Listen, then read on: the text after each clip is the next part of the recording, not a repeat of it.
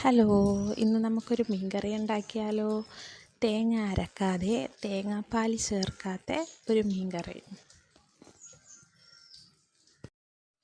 നമുക്കിതിലോട്ട് ആവശ്യമുള്ള സാധനങ്ങൾ എന്തൊക്കെയാണെന്ന് നോക്കാം. തക്കാളി, ഉള്ളി, ഇഞ്ചി ചതച്ചത്, പച്ചമുളക്, വേപ്പില. ഇനി വേണ്ടത് പുളിയാണ്. ഇനി വേണ്ടത് മീൻ. ഞാനിവിടെ എടുത്തിരിക്കുന്നത് സിലോപ്പിയാണ്. ഇനി നമുക്കൊരു ചട്ടി വെക്കാം. ചട്ടി ചൂടായി വരുമ്പോൾ അതിലോട്ട് എണ്ണ ഒഴിച്ചു കൊടുക്കാം. എണ്ണ ചൂടായി വരുമ്പോൾ അതിലോട്ട് കടുക് ഇട്ട് കൊടുക്കാം. കടുക് പൊട്ടിക്കഴിയുമ്പോൾ നമുക്ക് ചതച്ച് വെച്ചിരിക്കുന്ന ഇഞ്ചി, ഉള്ളി ഇട്ട് നന്നായിട്ട് ഇളക്കി കൊടുക്കാം.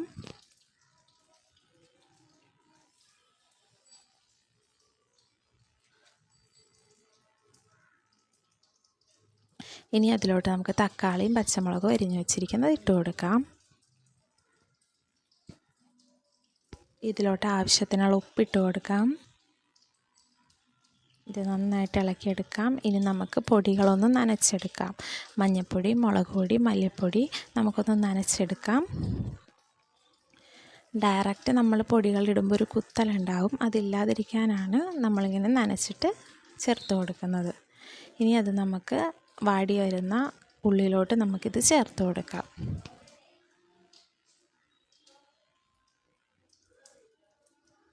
ഇതിന് നന്നായിട്ട് ഇളക്കി യോജിപ്പിച്ച് കൊടുക്കാം.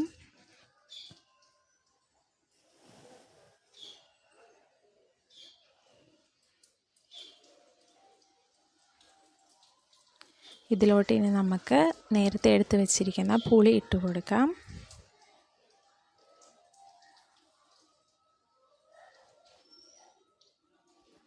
ഇതിലോട്ട് ഇനി ആവശ്യത്തിനുള്ള വെള്ളം ഒഴിച്ചു കൊടുക്കാം. ഇതിപ്പോൾ നന്നായിട്ട് തിളച്ച് വന്നിട്ടുണ്ട്. ഇതിലോട്ട് നമുക്ക് മീൻ ഇട്ട് കൊടുക്കാം. ഇനി ഇതൊന്ന് ചെറുതായിട്ട് തിള വരുമ്പോൾ തന്നെ നമുക്കൊന്ന് ഒരു മൂടിയെടുത്ത് മൂടി വെച്ച് വേവിക്കാം.